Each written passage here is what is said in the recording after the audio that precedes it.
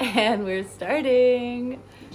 Hi everyone, this is exciting because if you are listening, you could also check out the YouTube and see that there's a video of me and Yarin, who is my guest, together, which is the first so far on this podcast. So welcome. This is the What is God podcast. And on this podcast, I interview people from all walks of life to answer this question: what and where is God, and what does it have to do with me? What does it have to do with us? And this here is Yarin Weltsman. Hi. Hey. And we're going to learn about her together because we actually just met 2 nights ago. And I want to give a little bit of a backstory and context to where we are, how we met, and why this particular podcast episode is happening right now and why that is so special. So a little backstory on my past 2 weeks. That's an interesting word thing. If you know I'm obsessed with words, note the difference of when you say, oh, the last time I was somewhere versus the most recent time I was somewhere. Anyway, that's a pretty cool aside. So the past 2 weeks, I came from Atlanta to Jerusalem. I spent a week in Jerusalem. I posted about that on my Instagram, which is just @SheForBloom. It was a magical returning to Israel after 13 years of not being here. Wow. Yeah. Wow. And you know, when I left 13 years ago, actually, I thought I was going to come right back in a couple months, or even a couple weeks. 13 years. And then 13 years went by. And then last week, I was in Catalonia, Spain with Rav Dov Ber-Pinson, who's a world-renowned Kabbalist and author. And I know you're familiar with his work a little bit too. And Shout out to Rav Dov. Yeah. And so much came together for me of I used to live in Catalonia. And I used to live in Israel. And this trip was a week in Jerusalem, a week in Catalonia, and all these pieces coming together. And I actually just posted a blog about it on medium.com and also on my website, sheforbloom.com. You can find the blog. It's in the footer. You can read that. It's all about existential clarity and this past Shavuot weekend in Catalonia. But basically then I met our friend Alexa Eden on the trip in Catalonia, and we really connected, so shout out to Alexa. And then it just so happened that Alexa and I were both in Tel Aviv after the trip. She was just here for 1 day. I'm just in Tel Aviv for a couple of nights before I go back to Jerusalem. And lo and behold, this is how I met Yarin, because Alexa and Yarin are very close. They were having dinner, we ran into each other, and I was talking to Alexa about this podcast, and she said, you absolutely have to have Yarin on the show. And I felt it. I felt the energy. We were connecting. And I said, you know what? Let's just do it. So here we are. Amazing. I'm so happy to be here. Yeah. Gorgeous space, gorgeous Tel Aviv. And so we're just in the hostel room actually right now, which is also part of this journey of making it work, and finding connection, finding spirituality, finding God, finding those whispers from the universe that guide us along our path, and then making it work.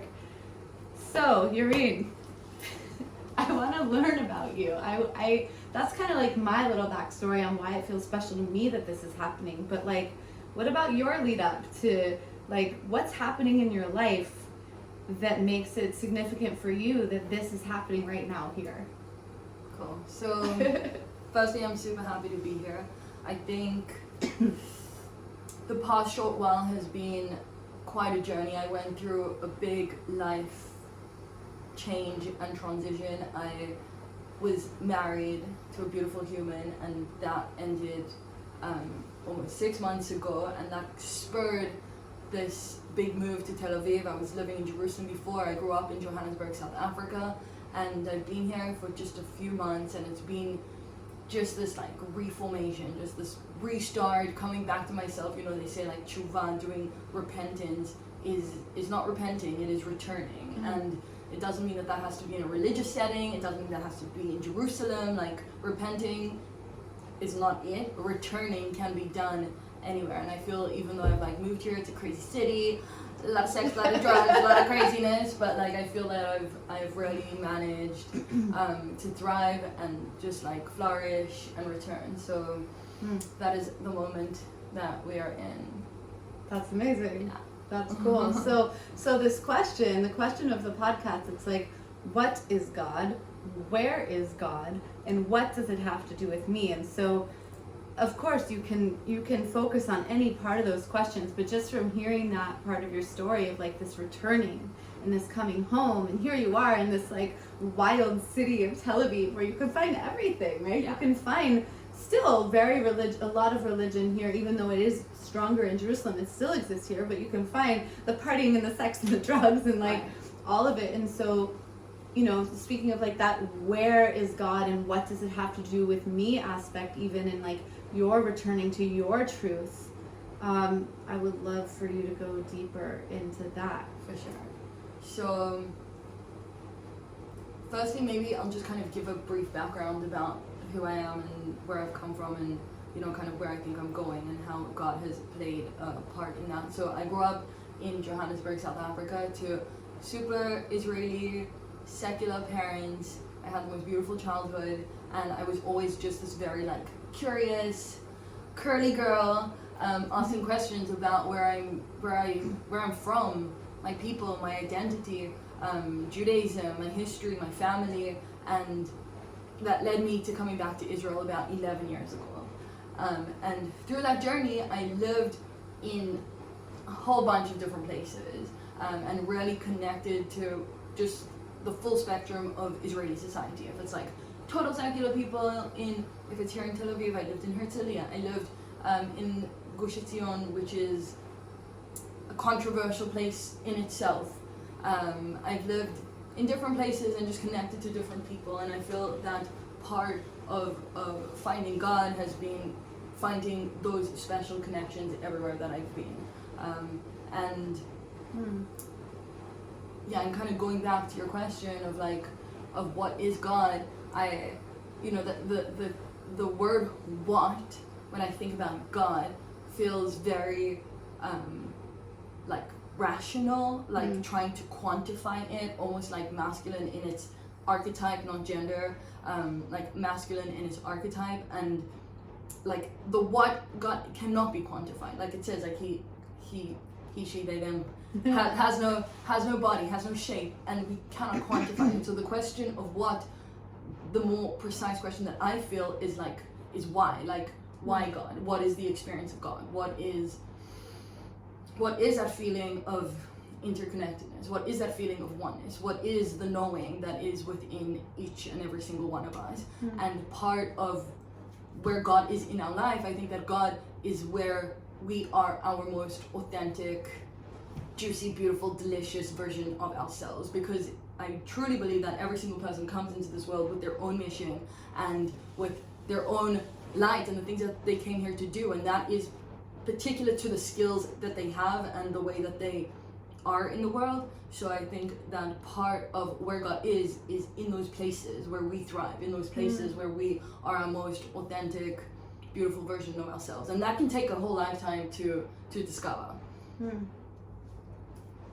I was thinking about this on my journey to like Israel and Spain, and this idea that in some places we feel more constricted and in some places we feel more open, and it's just a feeling that can't really be quantified, and we might think that it's all these external factors, but I was thinking about this like, oh, but maybe it's actually that there's something behind the veil, you know, God or the ancestors or just our higher self, which you know all connects, that's actually like speaking to us from behind the veil. It's just not speaking to us in like words, right? Like that aspect of like where.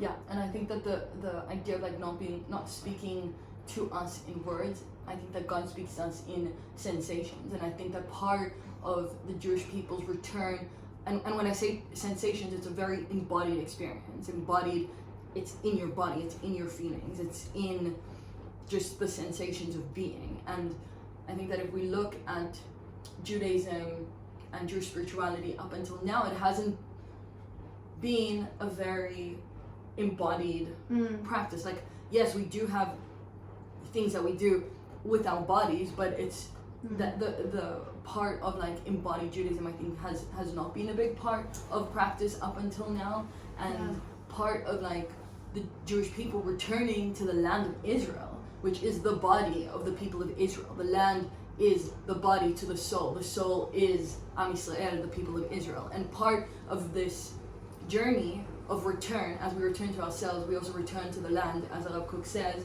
And I think that on a macro scale, like Judaism now and our spiritual practice is more embodied. And a big part of that is the return of the Jewish people to the land of Israel. So I have two thoughts, but actually, can you hand me my journal, which is the pink one? Because I forgot. I like to take notes while we're talking. Because like she'll say something and it's so interesting and I want to respond, but then I'm listening, so I might forget. So I'm going to take two notes on something you said. One is just to go deeper into the concept of the land and the connection and the body. Like I want to dig into that. And then the other thing is just like the variations on practice of, in this case, we're talking about Judaism, because something that I've noticed just in being back here for for a week basically so far, is that you can connect to God and Judaism, which you can connect to God through Judaism or not, right? But here, specifically in a country where, well, there's more than just Jews, but so far I'm interacting with just Jews everywhere. And so being immersed in this Jewish culture here in Israel, you know, people are connecting to God through Judaism specifically, but in so many different ways. And so in the United States, at least where I was, I've been mostly in not super Jewish areas. So when I left Colorado, I went to Oregon, which was like a very not Jewish area at all. And, you know, I was like holding it down out in the Wild West. Right. And then I was in Austin, Texas. And Texas had, the people that I was connected to in Texas did have a really deep connection to God, but not Judaism. It wasn't a Jewish area. So the difference was in Oregon, there was a lot of atheism, and God was almost a bad word there, at least with who I was connected with there and who I was exposed to. And then in Texas, there was a devoutness and a godliness, but it was very Christian. Mm-hmm. And so now, so for me in Galut, in, you know, diaspora, so far, like I wasn't in the very Jewish areas of New York or whatever, you know, I was in these very non-Jewish areas. So it almost seemed like you could either be secular and like not really religious, but maybe if you wanted, you could be spiritual, or you could look down some other paths, like you know, yogic path or a Buddhist path, or you could be like very Jewish, like you could go to your local Chabad house and you could become frum and you could be very Jewish. And then like there's some in between, but not really, and there's not really communities in the in between of like young people. It's like once you have your family, maybe you decide that you're going to be honoring the Shabbat in some way, but really it was like all or nothing.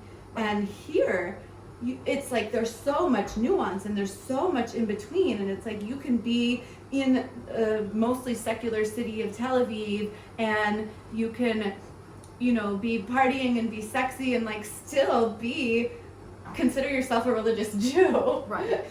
So it's interesting, like I find that perspective like really interesting, and I think that in Israeli society that is true, but on two levels.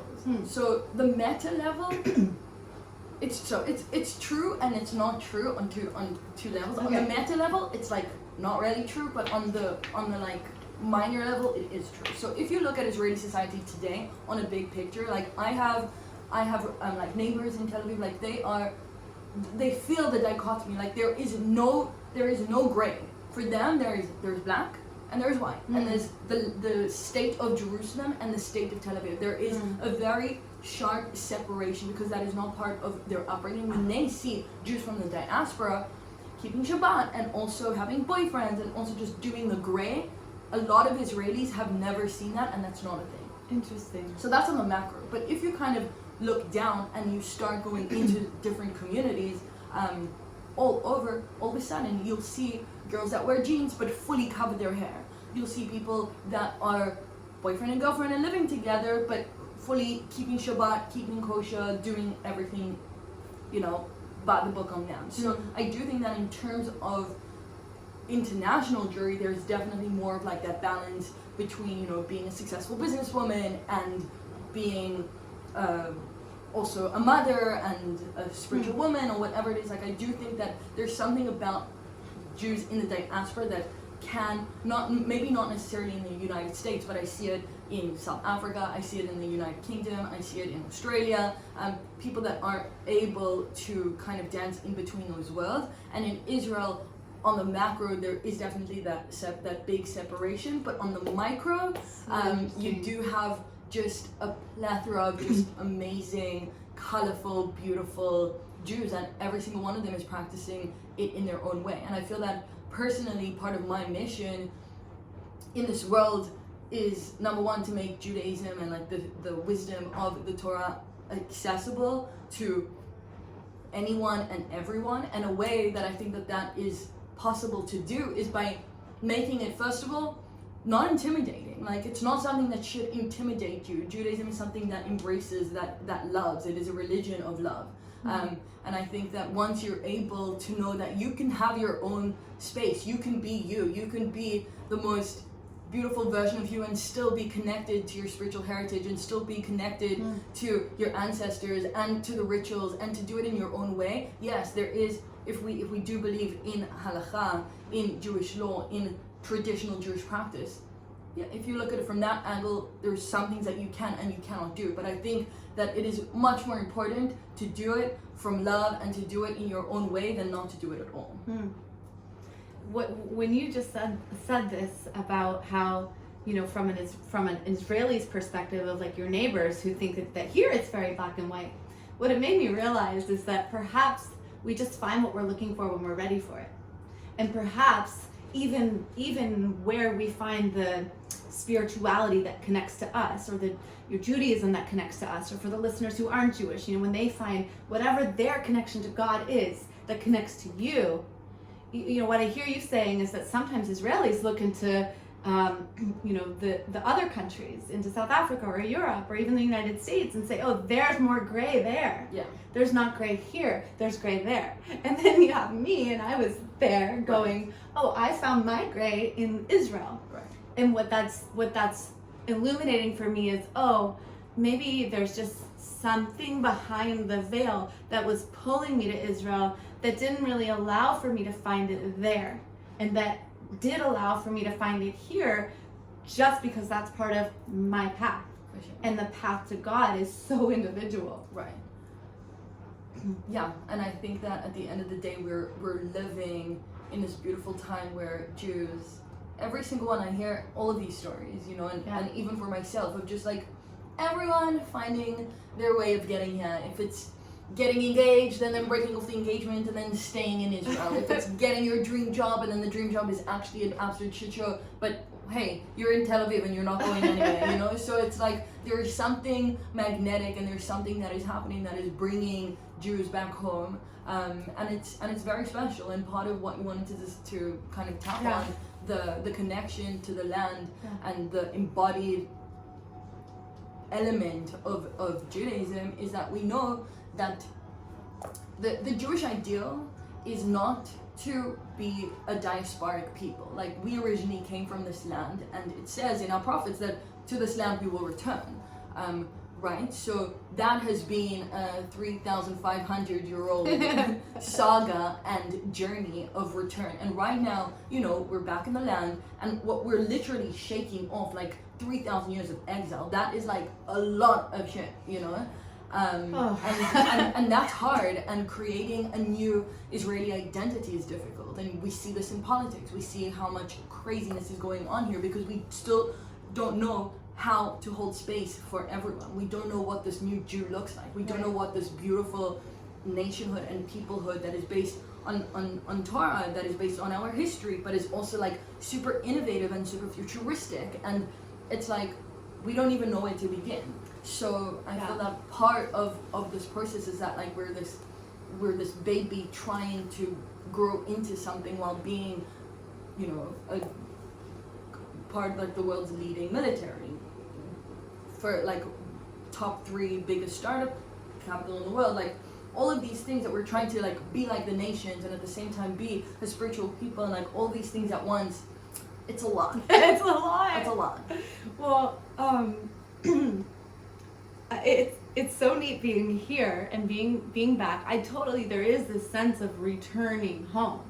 Right. That is, and you feel it. You feel the essence of it, and it's even hard to describe. It's a sense of returning home.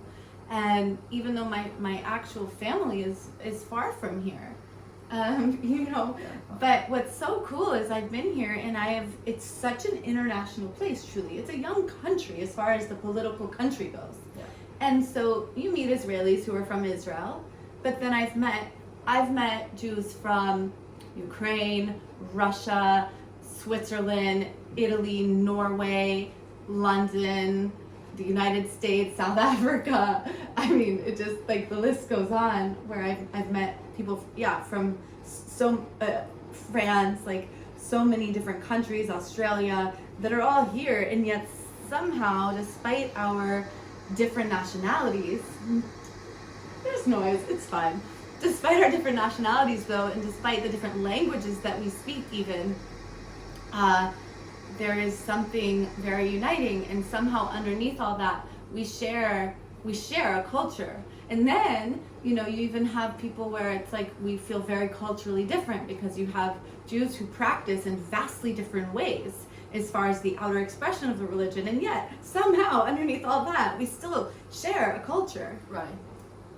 I mean, I'll share a very kind of sweet story that I feel is like the epitome of that, and it was on Yom HaZikaron, which is the Israeli Remembrance Day, and I went to the grave of a family relative, and I was standing there, and on my right hand side there was this religious mother with like a huge headscarf, the full garb, super uber religious family, like sitting and mourning their son. And on the left hand side of me there was this completely like secular father, non-religious, just normal peeps, normal peeps father there for his son.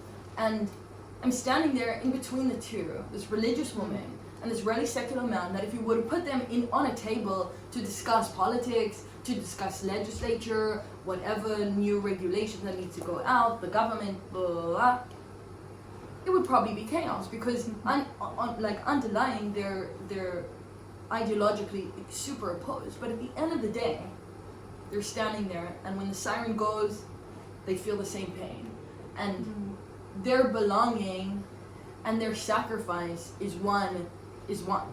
And I think that is the heartbreak and the beauty of the Jewish people, is that we can, and we always were, and we always will be different. We were 12 tribes. It says that there are 70 faces of the Torah.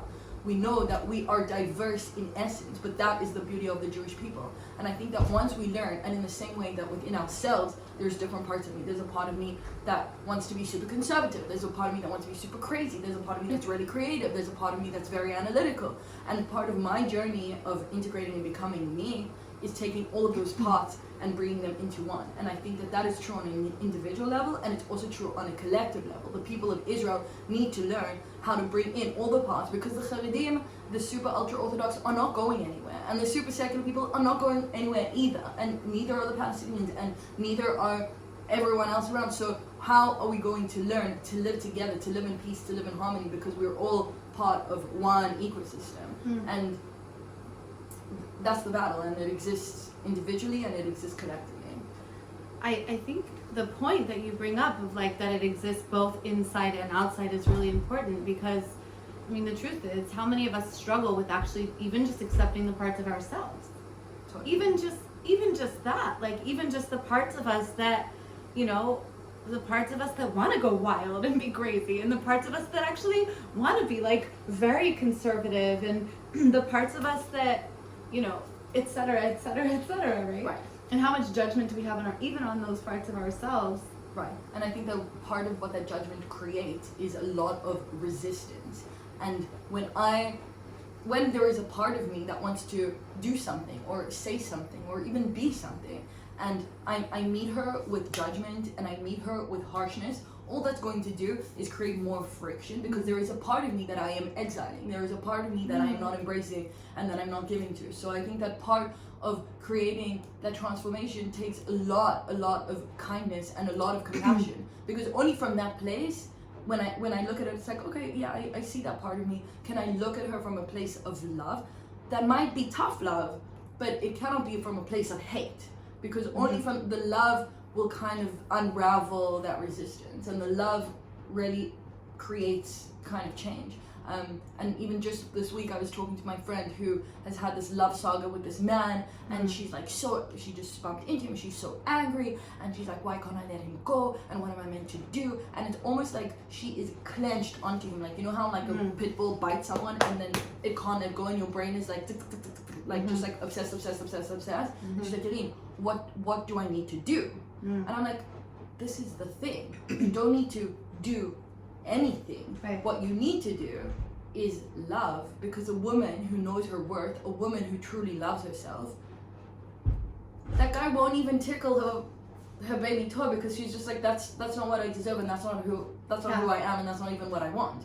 So it's like moving from this like external mode of being, of like, okay, what do I need to do? I need to go for therapy, I need to speak to this, I need to like just let go and do it again from a place of resistance. And it's like, well, if you're able to get to that place from a place of love, reality will just change within itself. On Shavuot, Rob Pinson talked a lot about this. Like, okay, by the way, I think this is what he talked about. Okay. But it was also like 4 a.m. in the morning. We were staying up all night, and like I'm listening through my own lens. So I should say Rob Pinson was teaching, and then I heard something. Right, so this is your interpretation. So this is my interpretation. Don't worry. Yeah, don't worry. But so what I heard though is this idea of existential clarity. And I didn't really get what does it mean, existential clarity? And I came in with, all these specific questions that I really wanted answered. And I was like grasping onto wanting an answer, like I needed an answer. And he said something, is this idea of existential clarity. And I thought, okay, great, I'm going to have clarity. All I have to do is stay up all night studying, and somehow we're going to receive the Torah, and I'm going to get all of my questions answered. And what really happened is that I feel like all of my answers were questioned. Okay. But somehow in that, there's actually some clarity. Because what happened is, look, I'm still working on it, but it is like a letting go of that clenching of that pit bull that bit on to like, I have to figure this out. And it's like, or what if I didn't? Right. And in that, the questions aren't specifically answered, but there is a trust and actually a connection to God. Beautiful. That is allowed to come and fill in that space. Totally. And I think that is the movement of surrender, which is a very feminine, and again, when I say masculine, feminine, I don't mean gender, I mean archetype, and it is like the feminine the core feminine pillar in the archetypes is that of it's surrender, like it's letting go. It's not disappearing, it's not just not being there, but it's about just surrendering and letting go to like being led, to being with, there's like these little whispers that come down, and being able to be nothing enough to let those whispers come in. So that's beautiful.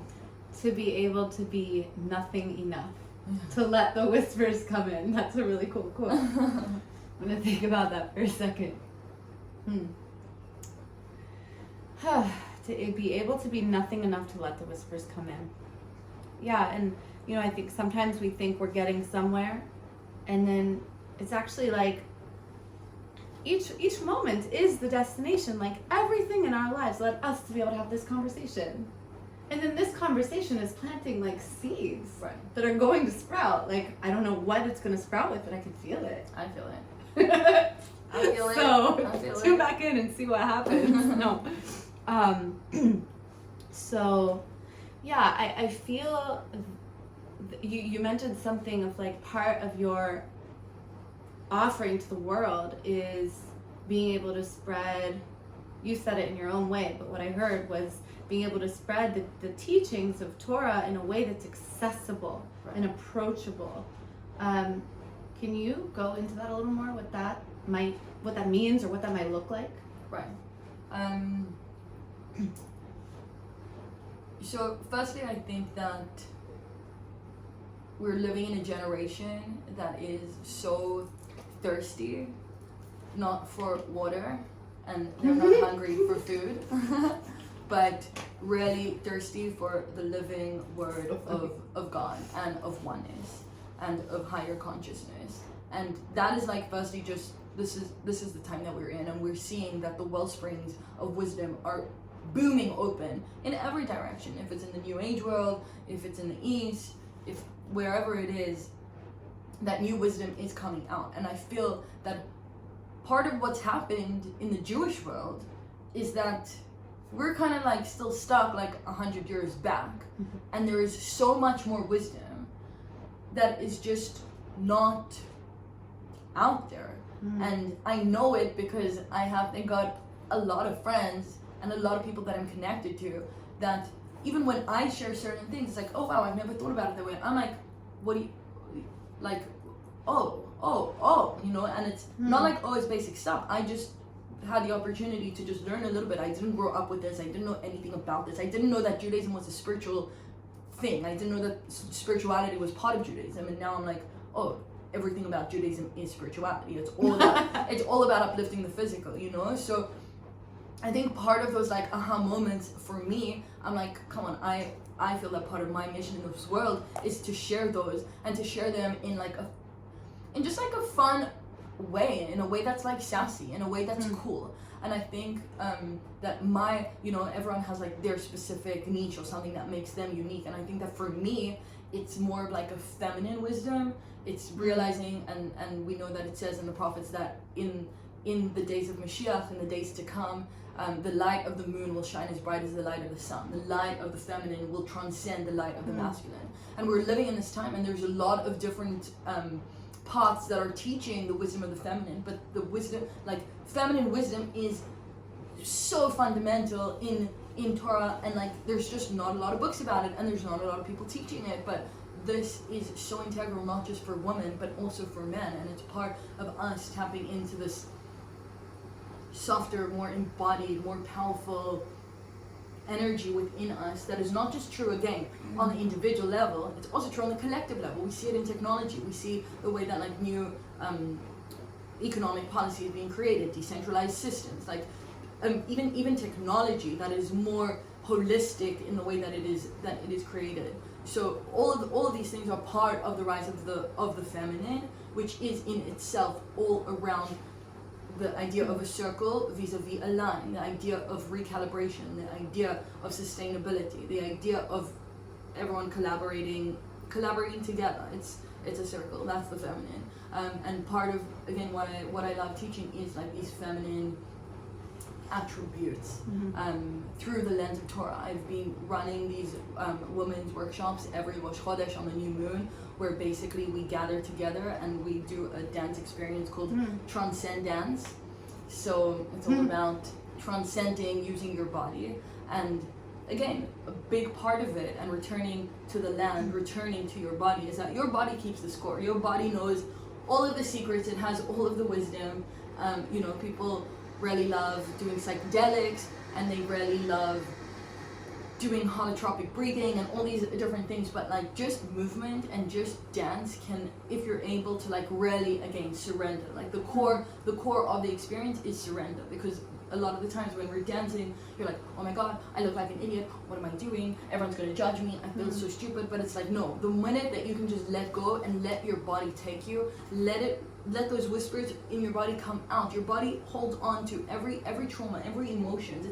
It's trapped into your fascia, and it's all about moving that and letting the body bring in, up and out, all of the wisdom. And that is, I think, part of embodied Judaism. It's like, cool, men up until now have spent the past X amount of thousands of years learning, sitting with a book and just learning. And I'm like, cool, we're women. How do we learn through our bodies? How do we how do we embody wisdom in a way that, you know, even on a neurological level, like when people want to change their neural pathways, if you do it through learning, it's like, I don't know the right statistic, but it's like 50. If you do it through play, if you do it through fun, it's like 15, like 60% less, or whatever that thing is. But it's like learning through play, learning through embodiment, learning through fun is another level of integrating that wisdom and changing those neural pathways. So that's kind of the feminine embodied wisdom. And